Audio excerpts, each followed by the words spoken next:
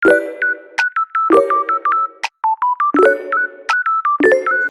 day in my life as a mamsi ni Kambal. So, ayan na nga, napuwing pa nga ang mamsi nyo dyan at mag-uumpisa nga pala tayo dito magtiklop. Opo, magtitiklop na nga po pala ako ng higaan yan. So, tanghali na rin pala kami nakapag-tiklop ng higaan dahil kakagising lang pala ng Kambal dyan. Yes po, talaga naman ay kakagising lang ng mga prinsesa na yan dahil nga pala is puyat nga pala tayo kagabi. Opo, anong oras na nga po pala tayo nakauwi at ang Kambal na yan ay naghintay pa talaga sa akin. Siyempre hindi makakatulog yan guys pag hindi talaga ako nakakarating. Ayun ako naman talaga, oo, pag hindi talaga dumating ang mamshi nila ay talaga naman hindi matutulog. Ay talaga hindi talaga yan natutulog guys kahit abutin pa yan ng madaling araw pag wala pa talaga ako. At yun, inayos ko lang po pala dyan para naman is hindi nakakalat ang mga hinigaan namin dyan. At malapit na rin pala ako matapos yan guys dahil ganyan lang naman ang ginagawa ko, magtiklop. Syempre bubuksan natin ang bintana at ito naman dalawa tayo ang malilikot. Ayan, tapos na guys.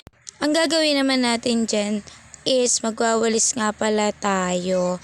At ayan ang anak ko ay talagang kakagising na. Tignan naman ang buhok ay talaga namang hindi pa nagsusuklay. Ayan, nagulis nga lang pala ako niyan guys hanggang dyan sa may pintuan dahil lang alikabok. At nakikita nung nga pala guys may isang bata diyang makulit. Opo, iniwan nga po pala sa akin dito yan, saglit lang daw pero pundon tagal at talaga naman hindi ako nakagawa dito sa bahay. At talagang binuhat ko muna siya. At yan nga magluluto lang ako dyan, talaga naman sobrang likot. Sabi ko nga pala sa Kambal buhatin muna nila mamaya darating ng bantay niyan. Talaga namang iniwan pa talaga dito. Tingnan nyo naman bata yung napakakakulit. At ako'y bibili muna ng ulam dyan guys. Pinatay ko lang ilo at napakainit. Syempre nagsaing muna ako para mamaya is luto na to. Ayan guys, luto na siya. At pupunta na nga pala ako sa labas at may bisita pala ako dito. Tignan nyo naman is napakainit sa labas. Terik na terik ang araw. At ako'y lalabas na. Syempre, bibili tayo ng ulam. Ano pa nga bang gagawin sa labas? Tignan mo naman ay talagang sobrang init. At walang katao-tao dito sa labas. Syempre, ako lang ang nasa labas niya. Here na nga pala ako sa bibilan ko ng gulay. Syempre bumili muna ako ng gulay dyan. Baka magsara. At pumunta na rin pala ako dito sa bibilian ko ng manok. Opo, magtitinola lang tayo ngayon kahit sobrang init.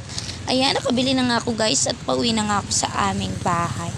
Tignan nyo naman, walang katao-tao at tirik na tirik talagang araw at wala pa talagang payong ang mamshi.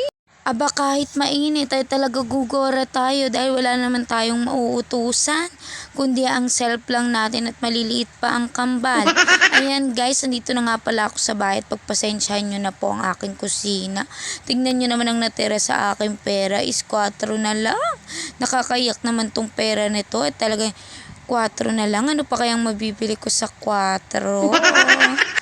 At ayan, mag-uumpisa na akong maggayat. Sayote nga pala guys. Yun lang ang lalagay natin dahil wala akong mahanap ng malunggay. Gusto ko sana may malunggay ang tinola kaso wala tayong mahanap. Pero okay na yan. Diyos ko po. Uulamin din naman yan at hindi naman din kakainin ng gulay na yan. Yung sabaw lang at ang manok lamang ang kukunin nila dyan. Kaya, todo na to.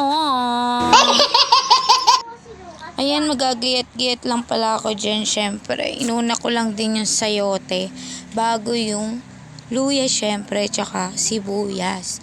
Hindi ko na pinakita, guys. Alam nyo naman kung bakit. At maselan, diba?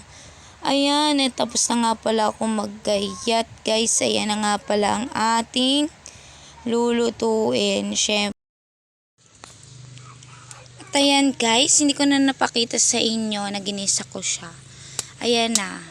Papakuluan lang natin siya. Then, lalagyan natin siya ng mga pampalasa. Ayan. Okay na yan. At may bata nga pala akong makulit dyan. Syempre, Diyan lang muna ang ating mini vlog. Thank you for watching guys and I love you all. Mama mama mama.